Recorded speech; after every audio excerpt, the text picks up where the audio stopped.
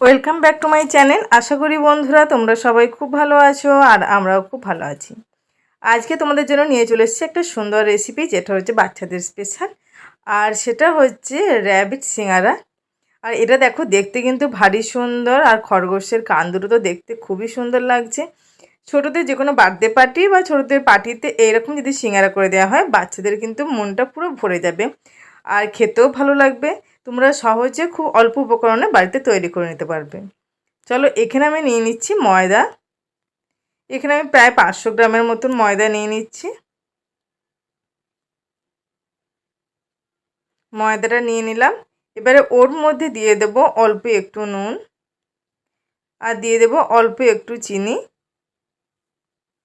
আর দিয়ে দিচ্ছি 1 টিস্পুনের মতন কালো জিরে, আর পরিমাণ মতন তেল। এখানে তেলটা একটু বেশি লাগবে, যেমন আমরা লুচি পরোটা করি তার থেকে একটু বেশি। যেমন আমরা নিমকি টাইপ বানাই সেরকম এখানে তেলটা দিতে হবে। আর সিঙ্গারে একটু মচমচে জিনিস, তাই একটু ময়ানটা ঠিক মতো না দিলে ভালো মতন তৈরি হবে না। যেন হাতের মুঠোতে ময়দাটা আটকে যায় সেরকম করে ময়ানটা দিতে হবে। চলো, এখানে এবারে পরিমাণ মতন জল দিয়ে আমি ভালো মতন করে ময়দাটা মেখে নেব। ময়দা ডোটা রেডি হয়ে গেছে। আমি আধ ঘন্টার মতন ঢাকা দিয়ে রেখে দিলাম পুরটা তৈরি করার জন্য। এখানে আমি 3টে বড় সাইজের আলু সিদ্ধ করে নিয়েছি। আলুটাকে আমি ভালো মতন করে গ্রেট করে নেব। তোমরা চাইলে হাত দিয়েও মেখে নিতে পারো। আর গ্রেট করলে কি হবে, কোনো রকম খিচে ভাব থাকবে না। পুরোটা গ্রেট করে নেওয়া হয়ে গেছে। এবারে আমি একটা নিয়েছি কড়াই। কড়াইয়ের মধ্যে 3 চামচের মতন সর্ষের তেল দিলাম, আর দিয়ে দিচ্ছি ধনে গুঁড়ো, আর দিয়ে দিচ্ছি জিরে গুঁড়ো, অল্প একটু হলুদ গুঁড়ো, আর অল্প একটু কাশ্মীরি লাল লঙ্কার গুঁড়ো। তোমরা পরিমাণ মতন মশলাটা দিয়ে নেবে। এখানে আমি 2 চামচের মতন করে সমস্ত জিরে গুঁড়ো ধনে গুঁড়োটা দিয়েছি, আর অল্প একটু নুন দিলাম, আর দিয়েছি কসুরি মেথি, আর দিয়ে দিলাম অল্প করে একটু চাট মশলা পাউডার। এটা কিন্তু খুব সুন্দর টেস্ট আনে তার জন্য। এবারে এই মশলাটাকে আমি ভালো মতন করে একটু নাড়াচাড়া করে নেব, যাতে একটু মশলাটা ভালো মতন ভাজা হয়ে যায়। একটু নাড়াচাড়া করে নিলে মশলাটা ভাজা হয়ে যাবে। দেখো, মশলাটা প্রায় ভাজা হয়ে গেছে, বুঝতেই পারা যাচ্ছে।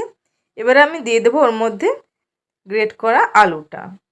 আলুটাকে দিয়ে 3-4 মিনিটের মতন একটু ভালো মতন করে নাড়াচাড়া করে নেবো, যাতে পুরো মশলাটা আলুর মধ্যে লেগে যায় আর ভালো মতন করে মেখেও যায়। বাচ্চাদের জিনিস একটু চিজ দেবো না তা কি হয়? এটা আমার বাড়িতে তৈরি করে নেওয়া চিজ। এই চিজটা তোমরা বাড়ির দোকান থেকে কিনে নিতেও পারো। দেখো, চিজটা আমি কোনো রকম গ্রেট করিনি বা কোনো রকম ছোট্ট ছোট কুচি করিনি। কত সুন্দর চিজটা বাড়িতে তৈরি হয়েছে সেটা তোমরা নাড়াচাড়া করার সময়তেই বুঝতে পারবে। দেখো কতটা সুন্দর টান টান ভাব রয়েছে, যেটা দেখো কোনো রকমভাবে ছাড়ছে না, আর মেল্টও হচ্ছে না। মেল্ট কেমন হচ্ছে, যতটা মেশার দরকার ততটা। দেখো সুন্দরভাবে, যেমন আমরা পিৎজাতে চিজটা খাই ঠিক তেমন।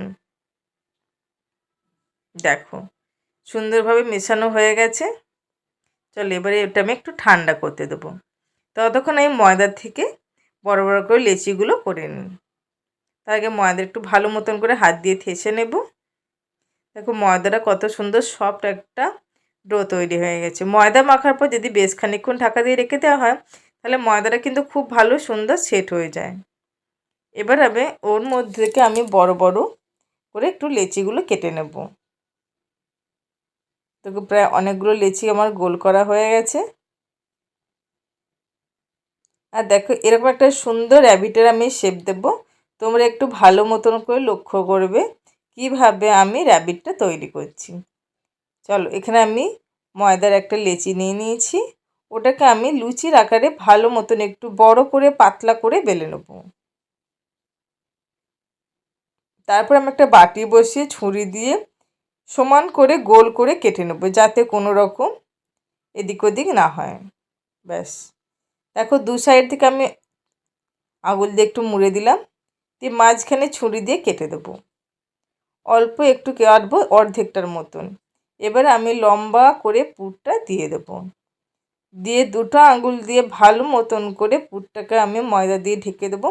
আর এই সময়টা একটু লক্ষ্য রাখতে হবে যাতে খুব ভালো মতন করে মোড়া যায়। আর আমি এখানে গোলমরিচ দিয়ে দুটো চোখ করে দিলাম। দেখো সুন্দর র্যাবিটের শেপ চলে এলো না। এইভাবে যদি বাচ্চাদের তোমরা র্যাবিট শেপের সিঙ্গারা বানিয়ে দাও, বাচ্চারা কিন্তু ভারী খুশি হবে। আর এখানে আমি তেলটা গরম চাপিয়ে দিয়েছি। তেলটা কিন্তু খুব গরম করার দরকার নেই, অল্প গরম করলেই হবে। তারপর সিঙ্গারাগুলো দিয়ে দিতে হবে। তেল বেশি গরম হয়ে গেলে ভেতরটা ভাজা যাবে না আর মচমচও হবে না। এইভাবে আমি এখানে 4 থেকে 5টা তেলের মধ্যে দিয়ে দেব। আর গ্যাসের ফ্লেমটা প্রথমে হাই রেখে তারপরে লো করে ভালো মতন করে মচমচে করে ভেজে নেব। ব্যাস আমার ভাজা প্রায় হয়ে গেছে। কালারটা দেখো সুন্দর চলে এসছে। আর দেখো আমার এখানে র্যাবিট রেডি। তোমরা চাইলে টমেটো সস কিংবা গ্রিন চাটনির সঙ্গে কিন্তু বাচ্চাদেরকে সার্ভ করলে বাচ্চাদের কিন্তু ভারী ভালো লাগবে। আর দেখো র্যাবিটের তলে আমি একটু টমেটো আর শসা দিয়েছি যাতে দেখতেও সুন্দর লাগে আর স্যালাডেরও কাজ হয়। এইভাবে তোমরা যদি বাচ্চাদেরকে দাও তোমাদের বাচ্চাদেরও ভালো লাগবে আর তোমাদেরও ভালো লাগবে। বাচ্চাদের বার্থডে পার্টি কিংবা যে কোনো অনুষ্ঠানেতে বাচ্চাদের জন্য এইভাবে একটা রেসিপি তৈরি করা যেতেই পারে। তাহলে বন্ধুরা আজকের আমার এই রেসিপি যদি তোমাদের ভালো লাগে প্লিজ লাইক আর কমেন্ট করতে একদম ভুলবে না। তোমরা ভালো থাকবে, সুস্থ থাকবে।